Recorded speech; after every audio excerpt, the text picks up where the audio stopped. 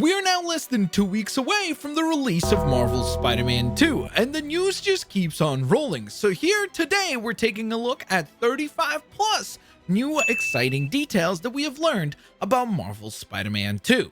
First, let's kick things off with a cool new confirmation from James Stevenson, the community manager of Insomniac Games, who confirmed that just like the Spider-Man Miles Morales video game, Marvel's Spider-Man 2 will also have a previously on type summary video that can be played to refresh you on what has happened up until this point.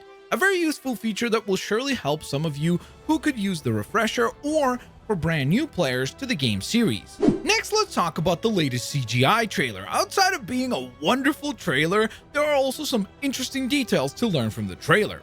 First, we get our first look at a brand new gadget, which seems to be the concussion blast gadget. Now, of course, we knew that it exists, but we didn't know actually how it works, nor what it looks like. And this trailer definitely gives us both of those reveals. And as the gadget goes off, it also seems to be a very effective tool that our Spider-Men will be using against Venom. This, of course, also once again confirms that Venom will indeed be weak to sound, something that we have already known from the previous trailers. Another element in the CGI trailer that is interesting is Venom's clear focus on Peter. He seems to take no interest or very little interest in fighting Miles Morales' Spider-Man, indicating that just like in the classic comics, Venom's problems will seemingly be specifically with Peter Parker, making the idea that someone close to Pete, like Harry Osborn, would certainly make for a great candidate to be Venom. But I guess we will have to find out for sure on October 20th, but let the speculating continue. Who is Venom? Oh, but worry not, Miles Morales will definitely play a major role in taking down Venom, particularly when it comes to using his new evolved Venom Shock abilities. It's interesting to see that in the CGI trailer, we never see Miles successfully affect Venom with his regular Venom Shock abilities. However, those brand new blue evolved Venom Shock abilities seem to be extremely effective at dazing and confusing Venom. And speaking of Miles, when delivering his Mega Venom Blast attack, it actually does appear to make the shape of a spider web. Another really incredibly cool detail in Marvel's Spider-Man 2. And speaking of cool attacks, we get a really great look at two possible Venom attacks in this trailer, including this twisting and whipping powerful tendril attack where he whips Miles Morales into a car, as well as this symbiote tendril ground slam attack that chases Peter down the side of a building. These could be some of the moves that we may have to be on the lookout for when playing Marvel's Spider-Man 2. Now, even though we knew that the Daily Bugle will be back to prominence thanks to the free Comic Book Day comic for Marvel's Spider-Man 2, where it was revealed that actually J. Jonah Jameson has repurchased the Daily Bugle, it is cool that we get further confirmation with the latest trailer where we see this Daily Bugle truck get destroyed as Venom flies into it. Another really cool attention to detail in the latest CGI trailer is that ground pin attack from Venom onto Peter. It is clearly an homage to that amazing Spider-Man 316 cover, which is of course significant in the history of comic books because, well, that is actually the very first time that Venom appears on a comic book cover. And finally, when it comes to this latest trailer, it seems like the Spider-Man of the Insomniac universe have got their own twist on that classic Spider-Man motto of with great power comes great responsibility, this time opting to instead use the this is my power, my responsibility, I am Spider-Man. And speaking of great power and great responsibility, you guys have great power of helping me out by leaving a like on today's video, so thank you guys so very much for your support. Now, even though Marvel's Spider-Man 2 has not even released yet, we already know when the game will be getting its first update, adding a slew of brand new accessibility features, and I quote, specifically Insomniac themselves, other surprises in December of 2023. The next thing I want to talk about is actually the PlayStation page for Marvel's Spider-Man 2, which has seemingly received quite a massive update with lots of interesting new tidbits, including a really cool interactive top-down view of the new map in the game. Just simply having this access to a high-resolution preview of the map that we'll be traveling along is super duper cool, but with the map comes a look and new information about some key locations. So let's begin with the Emily May Foundation, which is described as Manhattan's newest startup for those who want to heal the world. There's that line again. gonna heal the world. With Peter Parker and Harry Osborn at the helm of this company, and obviously you have to believe that with those two working together, the odds are most definitely in their favor. Next, we have Midtown High, a location we have seen in several of the other trailers, of course, is described as the Forest Hills High School where Peter built his first Spider-Man suit, which is obviously a pretty cool revelation. But in addition to that, it is interesting that it does not mention that this is the school where him and Harry became best friends. I guess we'll have to find out if that's the case when we play the full game. Next, let's talk about Aunt May's and I guess now Peter's house, which is described as Peter's childhood home that holds a lot of memories, both bitter and sweet, and filled with clues to his past among the trinkets spread throughout. Sounds like this location will be filled with really cool Easter eggs. Now, on the flip side of that, it sounds like Brooklyn Vision's Academy will be a much more jovial place, as it is described as the school that Miles Morales will be attending after passing a very difficult entry exam.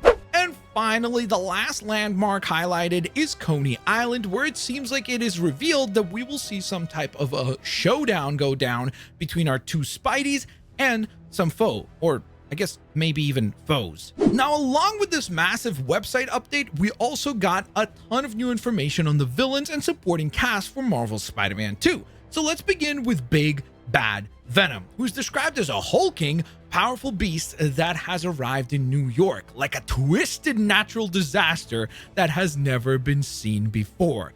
So of course, as if that CGI trailer did not communicate it enough, Venom is going to be a big problem. Kraven is described as a mysterious force of nature whose motivations for arriving in New York are still unclear.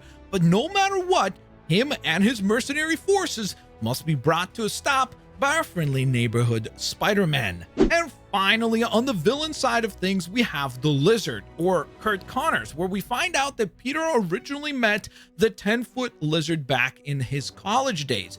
But since then, it seems like he has spent all his time as actually Kurt Connors, and more interestingly, working as the personal doctor of one Harry Osborn. So obviously it will be interesting to find out how and what makes him turn back into the Lizard finally and again. Now let's take a look at our new info and images of the supporting cast, kicking things off with Mary Jane Watson, who is described as an integral part of the Spider team. I guess they have a name now? But also, once again, it is reinforced to us that she is a reporter at the Daily Bugle now. Next, we get a fresh new image of Genki Lee, who is simply described as Miles' best friend and confidant. We also get another profile update for Haley Cooper, who is of course a returning character from the Miles Morales video game. And it seems like the way that the profile description reads, Miles Morales might have been hit by the love bug when it comes to Haley. And speaking of Miles, his mom, Rio Morales, also gets a profile update, with the main emphasis being on her role as a city councilwoman who is working to better New York. And since we're on the topic of politicians, here is Norman Osborn, who's of course the former and now disgraced mayor of New York City, as well as the co-founder of the biggest tech company in the world, Oscorp. He is also back, but in spite of all his flaws, it seems just like most parents, he will go to any length to help his son Harry get better. And finally, we have a fresh new look at Harry Osborn, who seems to be back from his battle with the same disease that took out his mom, or at least temporarily back, obviously based on some of the other trailers. Next, we got a really interesting new update about the physics of the web swinging in the form of the steering assistance feature, something that was revealed as part of the accessibility features in the game. James Stevenson from Insomniac Games further confirmed that when turning this setting all the way down, you will then experience a much more physics-based web swinging. This sounds like a really exciting feature, especially for those of you that were previously let down by the simplicity of the web swinging mechanics. And since we're on the topic of Marvel's Spider-Man 2 features, let's rapid fire a few of the accessibility features that the game will support, starting with good news for those of you that do not like puzzles. Guess what? The puzzle skip feature is back in Marvel's Spider-Man 2. Next, the game will support a burst mode for the web shooting abilities, allowing you to fire up to 3 webs at once instead of firing them one at a time, to allow you to web up most of your foes in just a single button press. Sounds very efficient.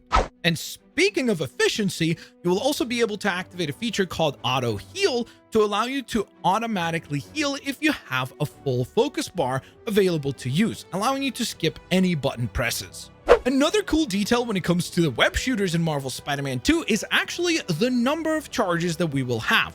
Unlike the previous two Marvel Spider-Man games, where the web shooters had 10 charges in total, in Marvel Spider-Man 2 that number will be bumped up to 12 charges, or a 20% increase. QTE or QuickTime events will also have the option to be skipped or auto-completed, similarly to the same feature that we had in the previous Marvel Spider-Man games. You will also be able to adjust the game speed, choosing from 4 different modes: 100% speed or full speed, or slowing things down to 70%, 50%, or even 30% of the maximum speed. Finally, there's this really cool new feature called continuous dodge, which when enabled allows you to hold down the dodge button to continuously, well, dodge, I guess. I also want to take a moment and say that I know some people will fear that all of these ease of use features may make the game too easy, but I just want to remind you guys that all of these features are optional and are simply there to assist and allow as many people as possible to enjoy Marvel's Spider-Man 2. Marvel has also announced that they will be doing a special release of 10 comic book covers throughout the months of November and December to celebrate the 10 suits that are included in the Digital Deluxe Edition of the game. And speaking of the Digital Deluxe Edition, I feel like this is an important detail to bring up because I continue to be asked about it, so I figured I would clear it up. For those of you like myself who like to buy your games as a physical copy, but also want the Digital Deluxe Edition suits, worry not. By simply buying the standard version and then paying an additional $10, again, this is applicable to the US, obviously adjust the pricing based on whatever country you're in, you can actually upgrade your standard version to get the Digital Deluxe Edition suits and content. Here's also a quick reminder that we have 2 big events to be looking forward to when it comes to Marvel Spider-Man 2 before its actual release, and that is the fact that we have a big event taking place on Thursday, October 12th, which will be the suit reveal event at New York City Comic-Con. And then we also have the review embargo lifting on Monday, October 16th, which is when we will be hearing the critics' opinions and thoughts on the game revealed. If you happen to live in Los Angeles or New York City, you can also stumble across this incredibly epic looking 3-dimensional trailer for Marvel's Spider-Man 2. Let me know if you end up spotting it. Finally, we get an absolutely beautiful photo of New York City at nighttime, and I have to say, wow, what a beautiful shot. And I think this really does illustrate just how dense New York City will be in Marvel's Spider-Man 2. I mean, look at all those details, look at all those lights. There's a lot to look forward to. Now, finally, to wrap up, I did want to mention that yes, I'm aware that massive spoilers have begun to be leaked for the game, and no, I will not be covering them here. And would advise those of you that are trying to avoid spoilers to be cautious because a lot of the details have been continuously leaked, so you have been warned. With that being said, I hope you guys enjoyed today's news update. If you did, please don't forget to smash that thumbs up button. I will hopefully get you all here on the next one. Have an absolutely fantastic rest of your day. Peace out. See y'all laters, alligators.